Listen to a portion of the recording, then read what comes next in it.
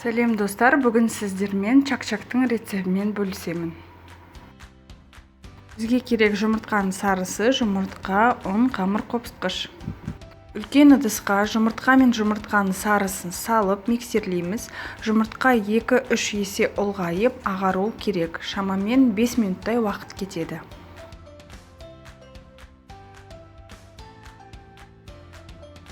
Қамыр қопсытқышты қосып араластырамыз. Електен өткізілген ұнды қосып, қамыр илейміз. Қолға жабыспайтын, қатты тығыз емес қамыр болады. Қамырдың бетін жауып, 15 минутқа демалуға қойып қоямыз. Кейін өзімізге оңай болу үшін 2 бөлікке бөліп жаямыз.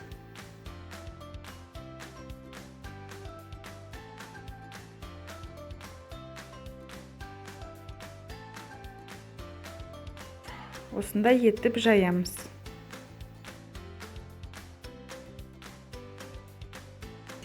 Екінші қамырды да дәл солай жайып аламыз. 10-15 минутқа кебуге қойып қоямыз. Кейін видеода көрсетілгендей етіп кесеміз.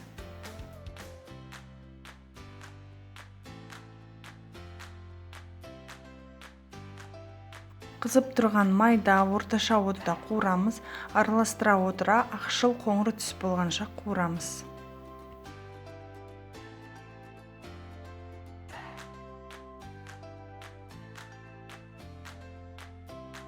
Сиропына бал, қант, су керек.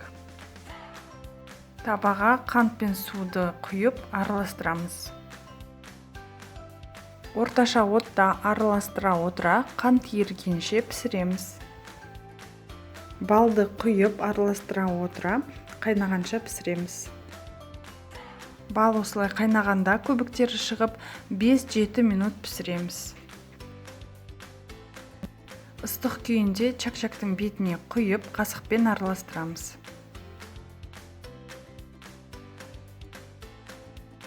Дайын болған чак-чакты кез келген ыдысқа салсаңыздар болады. Мен осылай форманы пленкамен орап, үстіне салдым. Қолымызды сулап, осылай чак-чактың үстінен басып, форма келтіреміз.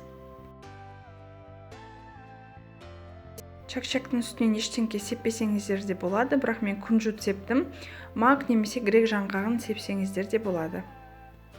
Холодильникке 3-4 сағатқа немесе 1 түнге салып қойған жөн.